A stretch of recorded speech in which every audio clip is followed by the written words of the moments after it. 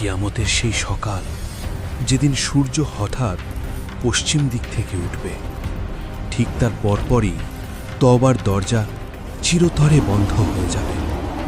আর তখনই প্রচণ্ড গর্জনে জমিন চিরে বেরিয়ে আসবে এমন এক প্রাণী, যার এক হাতে থাকবে হজরত মুসা আলাইহিস সালামের লাঠি, আর অন্য হাতে হজরত সুলাইমান আলাইহিস সালামের আংটি।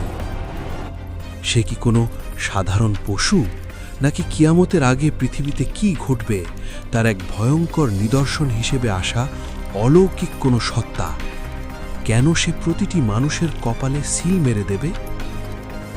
একবার ভাবুন তো, যেদিন দাব্বাতুল আরদ নামের এই ভয়াবহ প্রাণীটি সরাসরি আপনার শহরের রাস্তায় এসে দাঁড়াবে, সেদিন আপনি কোথায় পালাবেন? অথচ আমরা ভাবি আমাদের হাতে এখনো অনেক সময় বাকি। আমরা প্রতিদিন সকালে ঘুম থেকে উঠি, নিজেদের মোবাইল ফোনের স্ক্রিনে চোখ রাখি, দুনিয়ার হাজারো ব্যস্ততায় নিজেদের ডুবিয়ে রাখি। আমরা ভুলেই যাই যে এই পৃথিবীটা একটা নির্দিষ্ট সময়ের জন্য। কিয়ামতের সেই বড় নিদর্শনের সময়টি যখন ঘনিয়ে আসবে, তখন পৃথিবী পাপ এবং অবিশ্বাসের এক চরম অন্ধকারে ডুবে থাকবে। মানুষ সত্য থেকে পুরোপুরি মুখ ফিরিয়ে নেবে। আর ঠিক তখনই কোনো এক সাধারণ দিনে, হয়তো আপনি যখন আপনার অফিসে বসে আছেন বা আপনার প্রিয়জনের সাথে হাসি খুশি গল্প করছেন, হঠাৎ করে পায়ের নিচের মাটি কেঁপে উঠবে।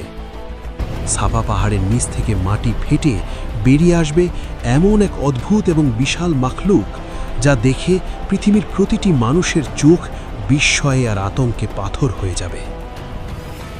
এই প্রাণীটির কথা পবিত্র কোরআন মাজিদে আল্লাহ তাআলা শতাব্দী আগেই আমাদের বলে দিয়েছেন। সূরা আন-নামলের ৮২ নম্বর আয়াতে বলা হয়েছে, যখন মানুষের উপর আযাবের ওয়াদা পূর্ণ হবে, তখন মাটি থেকে একটি প্রাণী বের করা হবে। এটি কোনো সাধারণ প্রাণী নয়, এটি আল্লাহ পাঠানো এক বিশাল অলৌকিক মোজেজা। অনেকেই হয়তো মনে মনে ভাবেন, দাব্বাতুল আরদ দেখতে কেমন হবে? এর বিশালতা এতই বেশি হবে যে তা আকাশের মেঘমালাকে ছুঁয়ে ফেলবে। হাদিস শরীফের বর্ণনায় বলা হয়েছে, এর শরীর হবে পৃথিবীর বিভিন্ন প্রাণীর বৈশিষ্ট্যের এক অদ্ভুত সমাহার। এর চেহারা হবে মানুষের মতো, কিন্তু সারা শরীর ঢাকা থাকবে ঘন পশম আর পালকে। এর উচ্চতা আর আকার এতই ভয়ঙ্কর হবে যে পৃথিবীর কোনো মানুষের সাধ্য নেই তার সামনে বুক টান করে দাঁড়ানোর বা তার মোকাবিলা করার। অনেকে হয়তো শিউরে উঠে ভাবেন, কিয়ামতের দিন মানুষের অবস্থা কেমন হবে? এই প্রাণীটিকে দেখার পর আতঙ্কে মানুষের হৃৎপিণ্ড যেন বুকের ভেতর ধরফর করতে